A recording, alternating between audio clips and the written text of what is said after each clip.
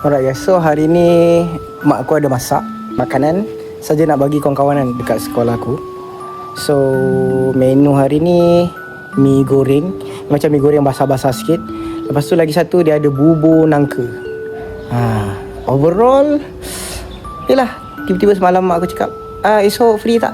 Nak bawa makanan tak? Kita tunggu apa lagi? Mana bagi Chan.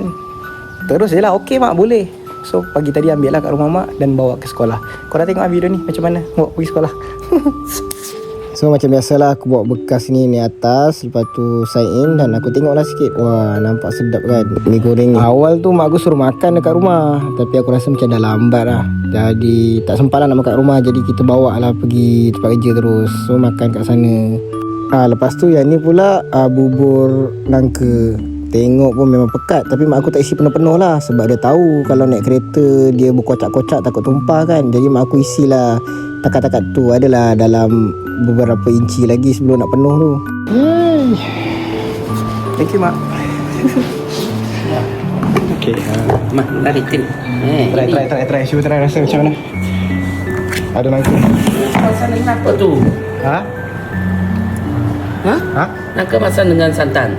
Dia buat bubur lah, jadi macam serawa lah. Macam santan ada. Ui, banyak nangka.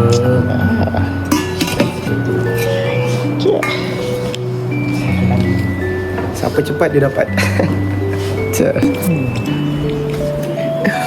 Mi goreng dah habis. Dia rasa sikit-sikit pedas lah. Udang ni.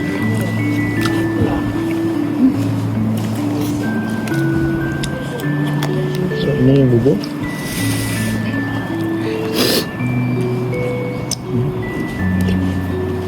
Manis tak?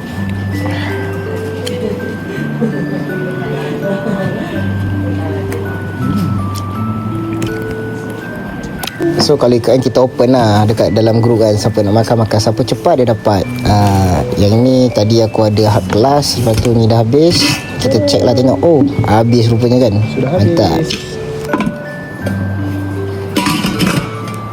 Ni ada lagi sikit. Mantap. Jadi kalau habis macam ni maksudnya sedap lah. Yang ini tinggal sikit. Kita ambil gambar sikit sebab nak report duty kat mak kan. Ni lepas tu diorang dah cuci. Bubur akhirnya habis. Diorang dah selesai lah cuci, tolong cuci.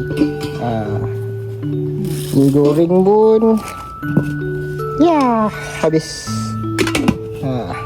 So alhamdulillah. Terima kasih kepada mak. Memang ramai orang suka.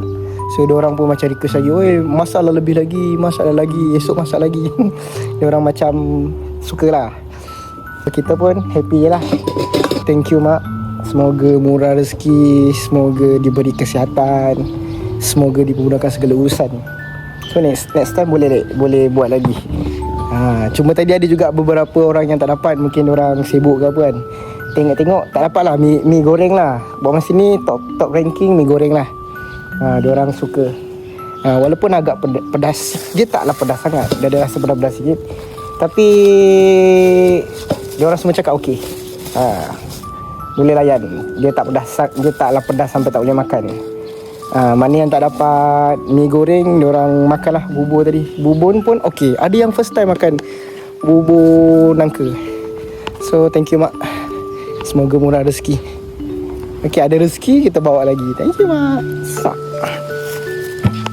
Yang ini screenshot lah antara feedback yang diorang cakap. Banyak lagi tapi tak dapat nak cerita semua. So kalau korang rasa layan konten macam ni, boleh komen kat bawah. Next time kita buat video lagi. Mantap.